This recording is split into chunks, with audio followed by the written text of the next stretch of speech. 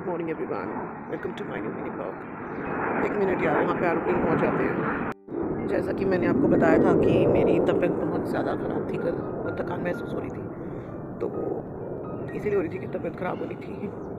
आज इतना दर्द हो रहा है सर में। बच्चों को भी बहुत मुश्किल से आज स्कूल भेजा, कोई शूट नहीं कर पाई, कुछ भी शूट नहीं कर पाई मैं। वैसे बच्चे भी स्कूल से आ गए हैं, नीचे हैं, कुछ उनको चीज़ दी है, उनके पापा ने पैसे दिए थे, तो वो सामने मार्केट से कुछ चीज़ लेने गए हैं। और बिलाल का आज कंप्यूटर का एग्ज़ाम था, तो वो स्कूल भेजना भी ज़रूरी है बच्चों को। और इंशाल्लाह रैंक कॉम्पिटिशन है, मैं आपको पिछली वीडियो में बता चुकी हूँ कि इनको भेजना ज़रूरी था।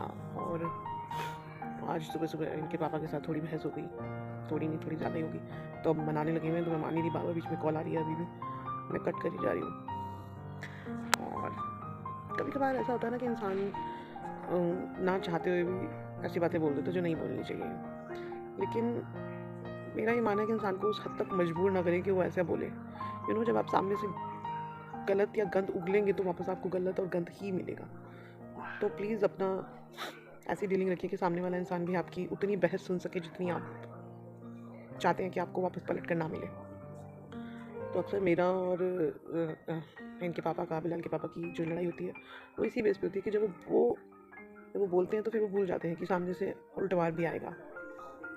और अब मनाने लगे हुए हैं बार बार। पर एज यूजुअल मानना इतना आसान नहीं होता।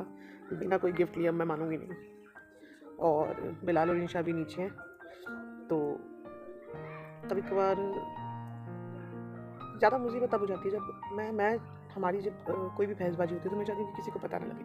और वो सिर्फ तब हो सकता है when we are in nuclear family, but when we are in joint family और हम चाहते हैं कि उन लोगों तक हमारी कोई बात ना पहुँचे, और फिर भी वो ना चाहते हुए भी उनके कानों में सुरसुरी की तरह चली जाती है, तो बहुत ज़्यादा दुख होता है। मैं बिल्कुल भी नहीं चाहती कि कोई मेरी या मेरे हस्बैंड की बात सुने, लेकिन लिटरली क्या होता है कि हमारी बात उनके कानों तक चल जाती है और वो बस यही एक मुद्दा मेन लड़ाई का बन जाता है। अगर वो हमारे साथ ना होते, हम अलग होते, तो हम बड़ा शायद खुशी भरा जीवन जी रहे होते, हमारी शायद कोई लड़ाई ना होती। हमारी मेन लड़ाई ही उनकी वजह से है बस, शायद। क्योंकि कभी कभार ना चाहते हुए भी हमें कुछ ऐसे स्टेप्स उठाने पड़ते हैं जो हम नहीं उठाना चाहते, और कुछ ना चाहते हुए भी ऐसा बोलना पड़ता है जो हम नहीं बोलना चाहते। तो बस यही गड़बड़ हो जाती है। और मोस्टली कभी कभार रिश्ते इसी वजह से भी टूट जाते हैं कि पेरेंट्स की इन्वॉल्वमेंट कुछ ज़्यादा हो जाती है।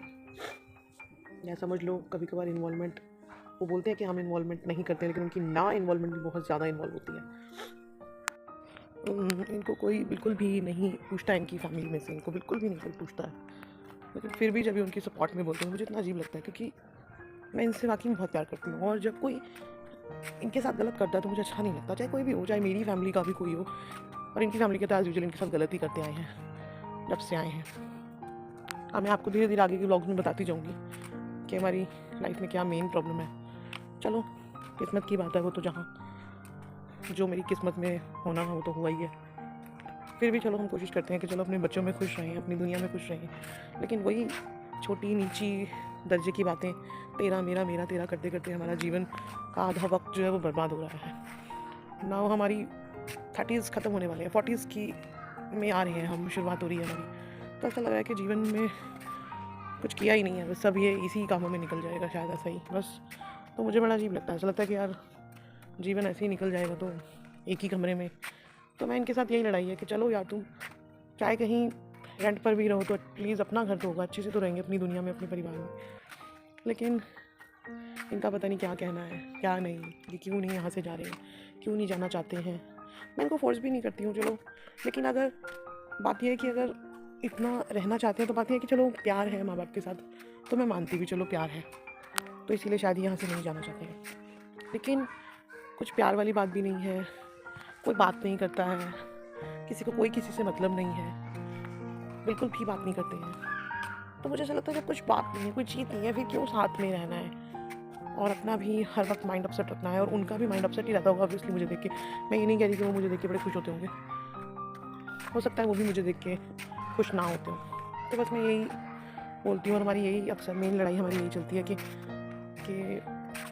उनको भी उनकी लाइफ जीने दो और हम भी अपनी लाइफ अच्छे से जिए, तो इट्स बेटर। क्योंकि अब हम भी बूढ़े हो रहे हैं यार, क्या मतलब लड़ाई झगड़ा और सारी ज़िंदगी अब एक कमरे में तो काटने से रहे क्योंकि ससुराल में बहू का एक कमरा भी बहुत मुश्किल से होता है। ये बात शायद लेडीज समझ पाएंगी मेरी।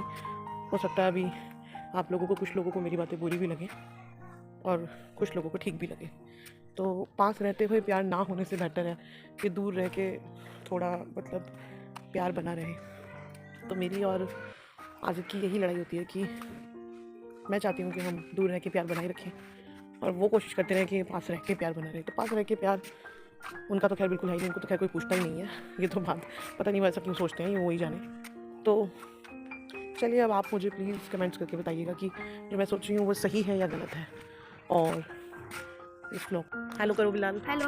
बिलाल आ गया, ड्रेस चेंज कर लिया बिलाल ने। इंशा नीचे ऑलरेडी आ चुकी थी, मैं छत पर बैठी थी। आज मेरे सर में आज बहुत ज़्यादा दर्द हो रहा है, बहुत ज़्यादा। तो चलिए इस वीडियो को आज यहीं ख़त्म करते हैं। आप प्लीज़ मुझे सजेस्ट करिएगा कि मैं सही हूँ या गलत। और अगर मैं आपको सही लगती तो मेरी वीडियो को प्लीज़ लाइक करिएगा। और प्लीज़ सिर्फ देखिएगा नहीं, देखने व्यूज़ तो बहुत होते हैं, लेकिन प्लीज़ लाइक भी करिएगा, सब्सक्राइब भी करिएगा। Bye bye.